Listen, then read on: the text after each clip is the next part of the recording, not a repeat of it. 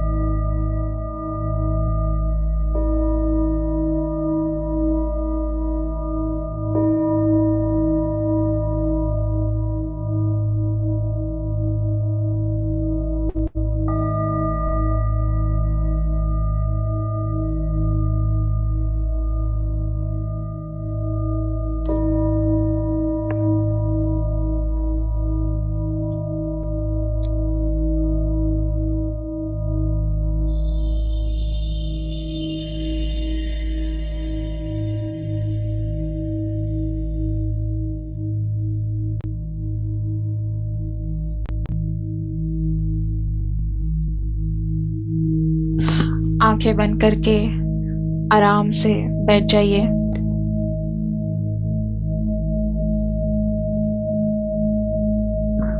अपनी सांसों पे ध्यान दें। एक गहरी सांस लें और धीरे से छोड़ें।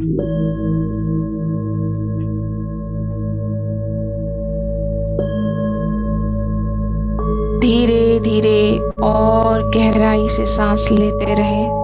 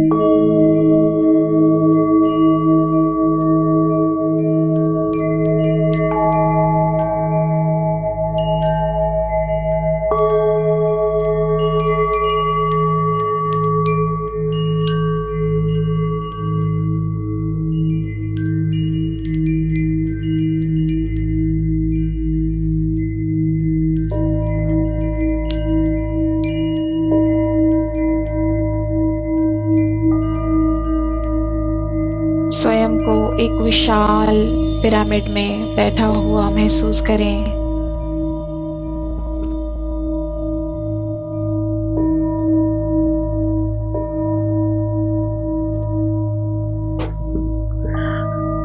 अब हम यहाँ पे महादेवी, लक्ष्मी,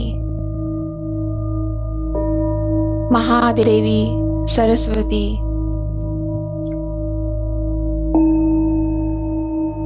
माता पार्वती, महादेवी दुर्गा,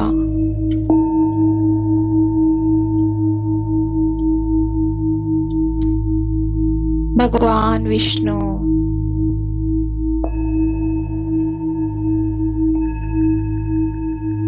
महादेव,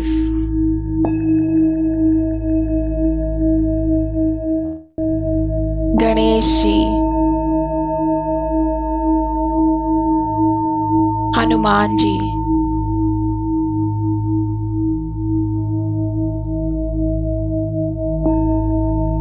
पितामह पत्री जी, महाअवतार बाबा जी,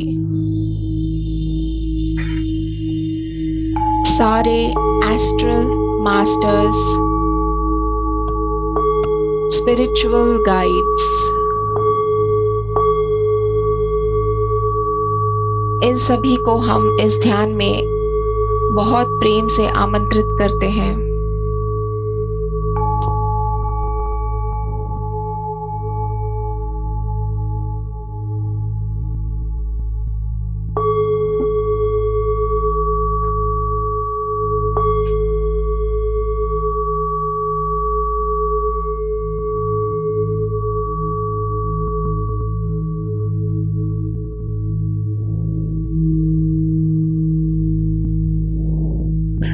इन सभी को अपने आसपास एक सर्कल में बैठा हुआ महसूस करें।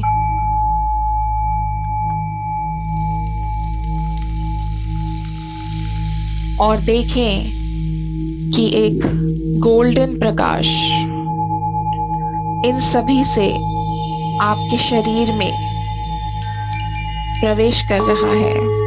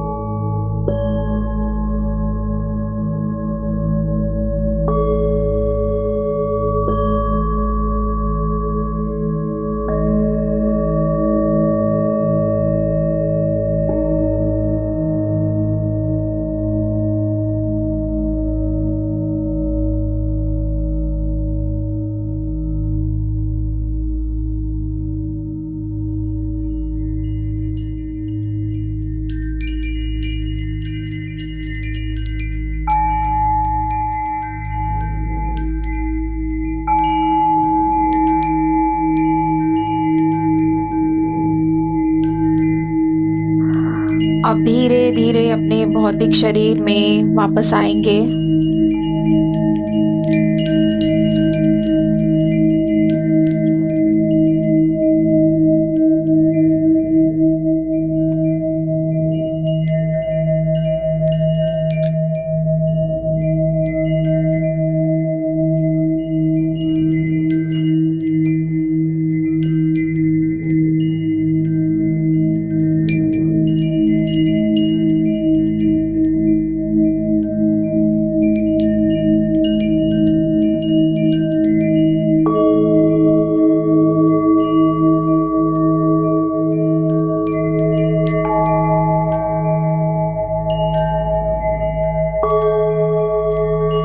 शरीर को एकदम रिलैक्स रखें।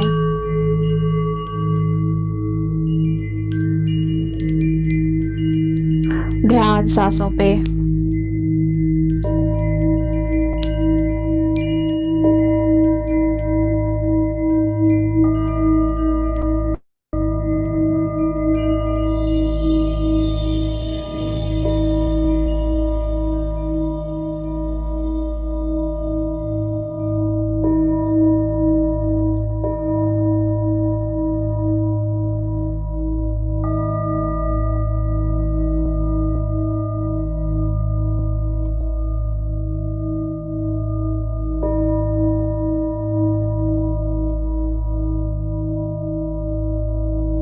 ध्यान सांसों पे।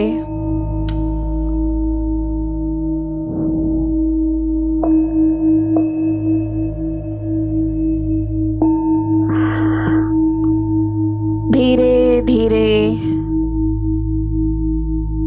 हाथों की उंगलियों को अलग करते हुए उन्हें अपनी आंखों पे रखें।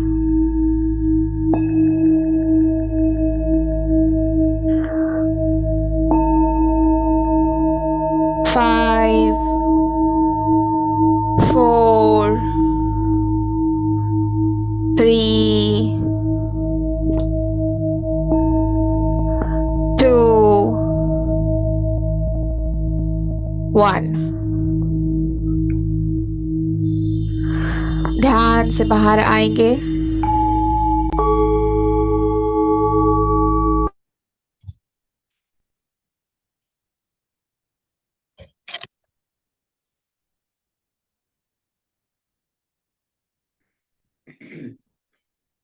Thank you Priyanka. बहुत गहरा ध्यान, बाहर आने का मन ही नहीं था बिल्कुल।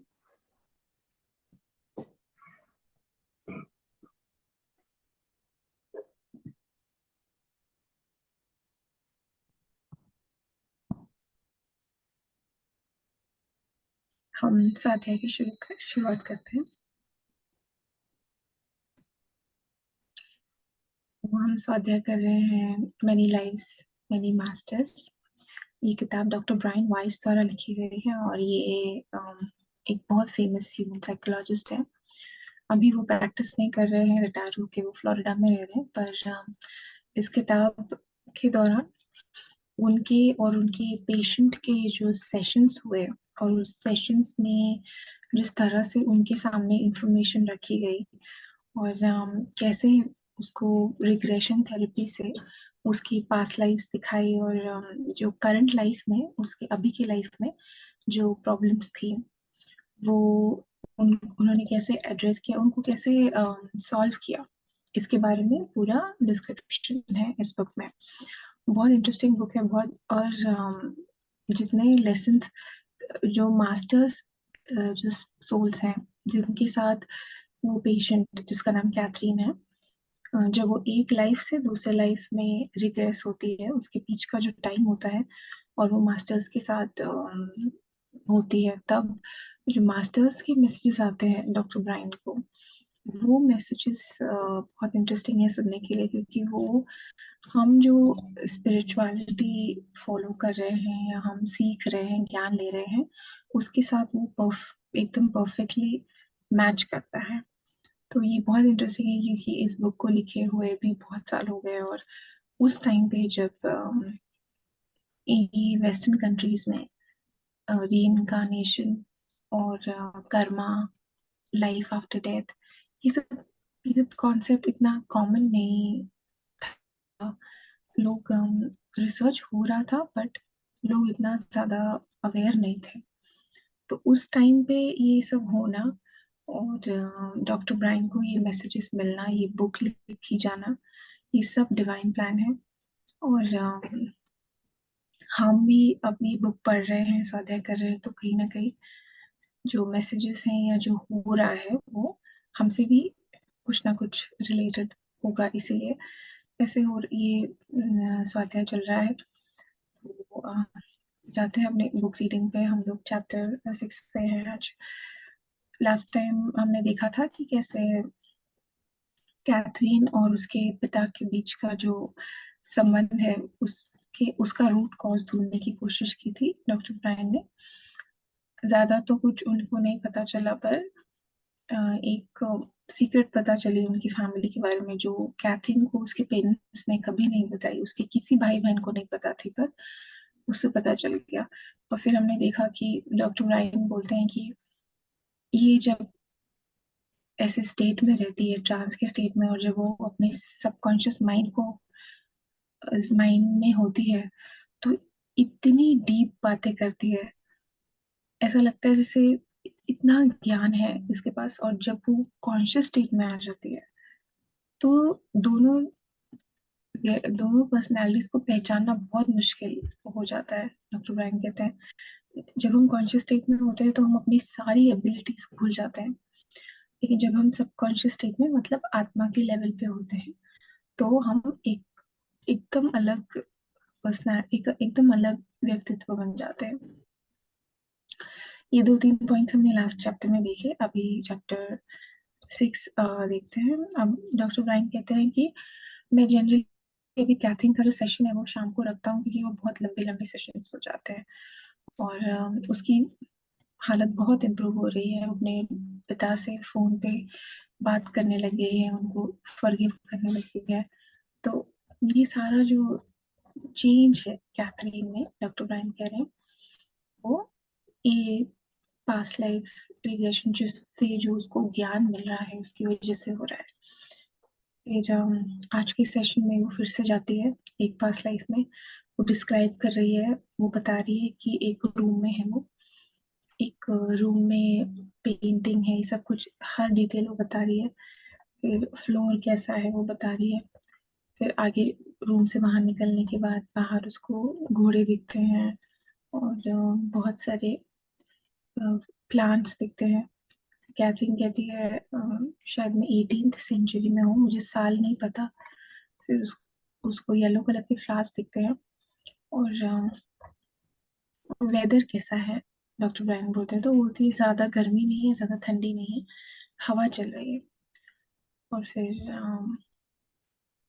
आगे जाके वो बोलती है, डॉक्टर ब्रायन उसका नाम जानने की कोशिश करते हैं कि आपका नाम क्या है, आपको पता चल रहा है? तो वो कहती है कि नहीं, एरन एरन करके कुछ सुनाई दे रहा है मुझे।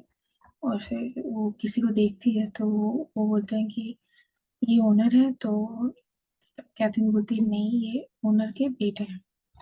अब इस जन्म में भी वो सर्वेंट है और उस घर में वो नौकरी कर रही है। थोड़ी देर के बाद उसको लगता है कि उसके वो जो बाहर हॉर्सेस है उसमें से किसी ने उसको लात मार दिया, तो उसके पैर में चोट लग गई, तो उसको पेन फील हो रहा है। और उसके बाद आगे वो बोलती है कि मेरा जो काम है इस घर में वो है गायों का दूध निकालना। और उसके आगे वो बोलती है कि दो बेटियां भी हैं ओनर की। फिर इस लाइफ टाइम में वो पूरी लाइफ इस घर में रहती है और सर्वेंट की जैसी उसकी लाइफ होती है ये वाली। फिर बोलती है हम लोग अंडे वगैरह इकट्ठा करते हैं और वो सब ऐसे छोटे छोटे काम है मेरे। उसके बाद वो एक वो उधर पैदा नहीं हुई थी, उसको लाया गया था वहां पे, क्योंकि उसकी खुद की फैमिली बहुत गरीब थी, तो यहाँ पे उसको काम करने के लिए लाया गया था।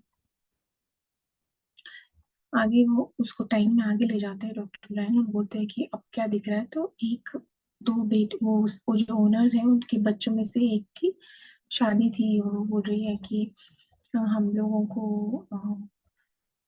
को सिर्फ शादी अटेंड करना अलाउड नहीं है, हम सिर्फ देख रहे हैं, गेस्ट आ रहे हैं जा रहे हैं, इतना ही हमें अलाउड है। फिर आगे चल के बोलते हैं कि तुम्हें तुम्हें कैसा लग रहा है? तो बोल रही है, मुझे अच्छा नहीं लग रहा, मुझे बहुत गुस्सा आ रहा है। तो बोलते हैं, क्यों, क्या हो गया? तुमको अच्छे से ट्रीट नहीं करते वो लोग? तो वो बोलती नहीं, हमारे पास इतना कम है और उनके पास इतना ज्यादा है। तो उसको थोड़ा सा उससे से वो सोच, उसके मन में ऐसा क्वेश्चन होगा कि क्यों हमें इतना गरीब बनाया और उनको इतना अमीर। फिर उसके बाद वो आगे डॉक्टर ब्रायन उसको ले जाते हैं उसकी लाइफ के इस लाइफ के एंड में। और वो ये वाली इस लाइफ की जो डेथ है वो पीसफुली है और वो चली जाती है इस लाइफ से। फिर उसके बाद डॉक्टर ब्रायन बोलते हैं कि क्या क्या थॉट्स है तुम्हारे इस लाइफ टाइम के बारे में? तो वो बोलती है कि अभी अभी रुक जाओ, अभी मुझे थोड़ा सा रिलैक्स करने दो, क्योंकि ये जो जगह है वो बहुत कंफर्टेबल है, सोल जो है यहाँ पे बहुत पीसफुल रहती है। सारे जो आपके बॉडी के पेन है सब आप पीछे छोड़ के आ जाते हैं। और वो लाइट जो आपको जिस लाइट में आप रहते हो वो लाइट आपको बहुत हील कर रही है, बहुत ज्यादा आपको अच्छा लगता है यहाँ पे। तो वो डॉक्टर वाइन कहते हैं, कोई कलर है उस लाइट का? तो वो कह रही है, बहुत सारे कलर्स हैं। फिर बाद में वो पहचानती है आसपास के सोल्स को यहाँ पे और वो बोलती है कि कुछ नहीं, मुझे बस वेट करना है और जब तक आगे कहाँ जाना है ये पता न चले तब तक मुझे वहाँ पे वेट करना है। फिर डॉक्टर ब्रायन कहते हैं, जब तक ये वेट कर रही है तब तक मुझे एक क्वेश्चन पूछना है मास्टर्स को। वो बोलते हैं कि मेरा ये क्वेश्चन है कि क्या हम चूज करते हैं कि हम कब जन्म लेंगे, कब जाएंगे, सिचुएशन सब कुछ हम, अगर हम ही चूज करते हैं तो हमारे लिए थोड़ा आसान हो जाएगा, हमारे थोड़े जो डर है वो निकल जाएंगे। तो वहां से आवाज आती है, ये आवाज कैथरीन की नहीं है, बहुत सॉफ्ट आवाज आती है पर बोल कैथरीन ही रही है। वो बोलती है कि हाँ, हम लोग चूज करते हैं कि हम कब आएंगे फिजिकल स्टेट में और कब जाएंगे, हम क्या सीखने के लिए आए हैं और हम कब कब हम तैयार हैं अगले जन्म के लिए। तो जब लोग इस बात को इग्नोर कर देते हैं, सोचते नहीं है कि हमें वापस भी जाना है, तो जो काम करने के लिए वो आते हैं फिजिकल स्टेट में वो नहीं कर पाते, वो इस दुनिया में माया में फंसे रह जाते हैं।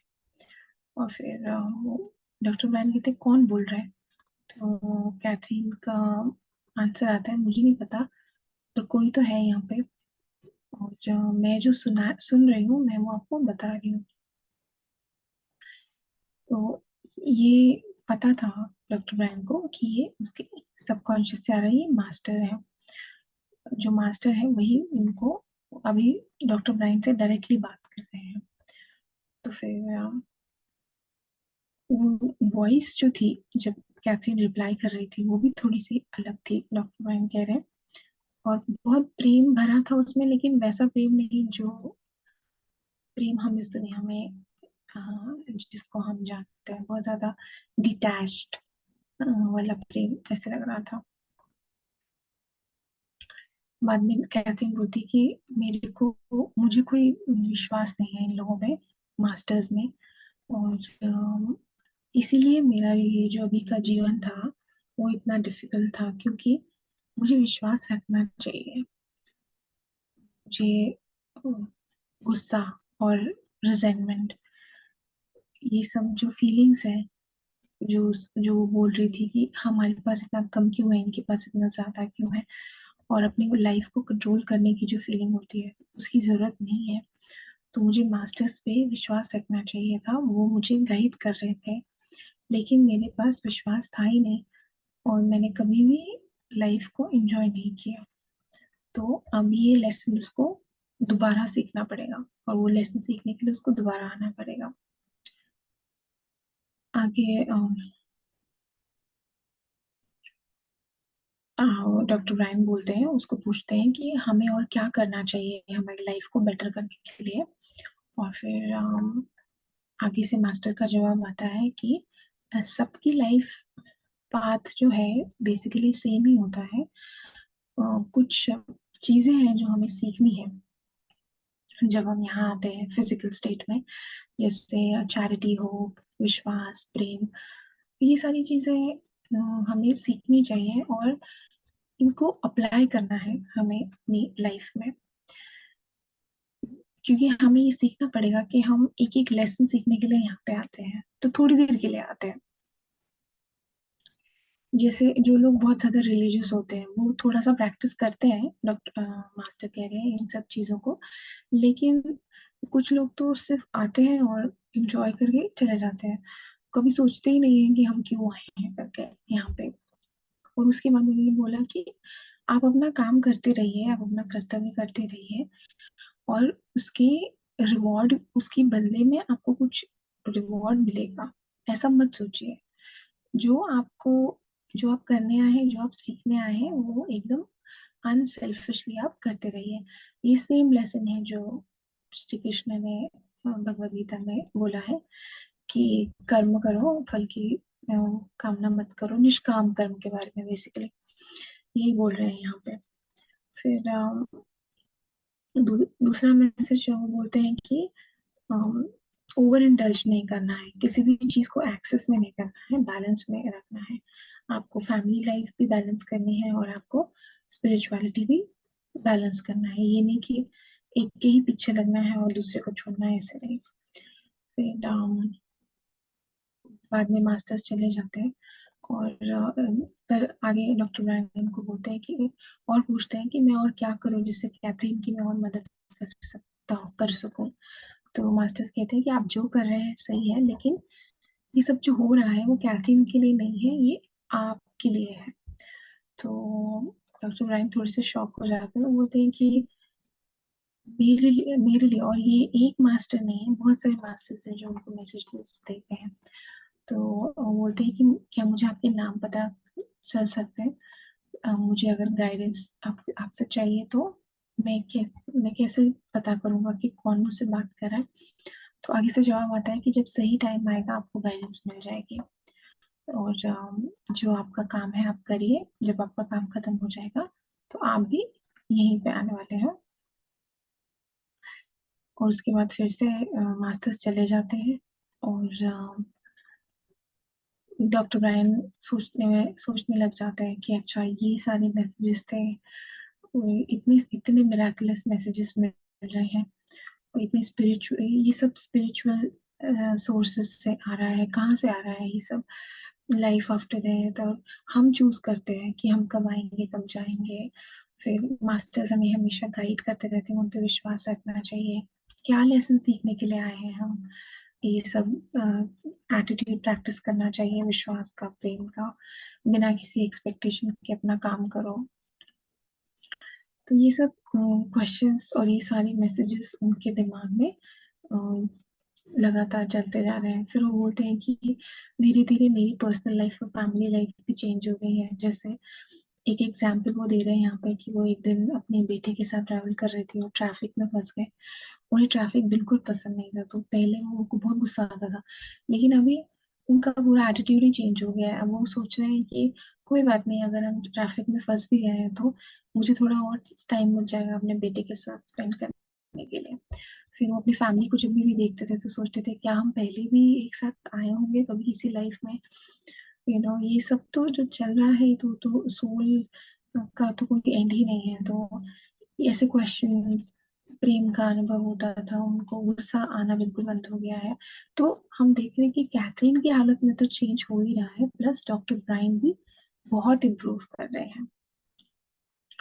फिर वो बोलते हैं कि मुझे एक और चीज समझ में आई कि हम जो हमेशा लाइफ को कंट्रोल करने की कोशिश करते हैं उसकी जरूरत नहीं है, किसी को इम्प्रेस करने की जरूरत नहीं है। और मैं ये सारे एक्सपीरियंसेस अपनी वाइफ, उनकी वाइफ का नाम कैरोल है, तो उसके साथ भी डिस्कस करता था। तो कैरोल भी उनको थोड़ा एडवाइस दे के उसको वो भी सीख रही थी इन सब चीजों से क्या हो रहा है। तो ऐसे इनकी जर्नी चल रही है, आगे हम देखेंगे नेक्स्ट चैप्टर में और क्या है। यहाँ पे हम रुकते हैं मास्टर्स। Thank you.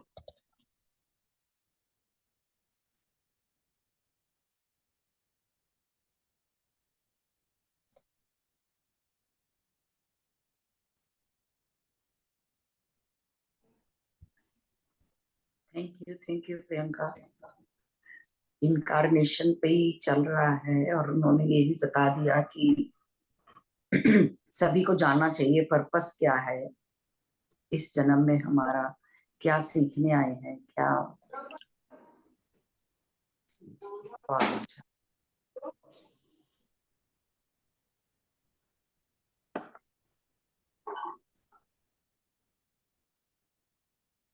किसी का भी कोई एक्सपीरियंस है या कुछ भी शेयर करना चाहते हैं तो प्लीज बात करिए।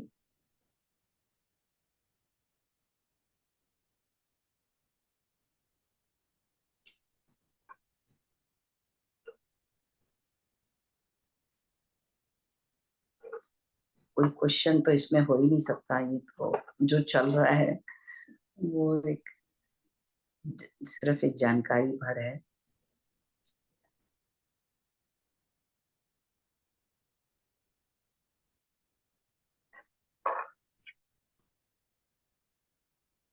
रिकॉर्डिंग स्टॉप कर देना प्रियंका।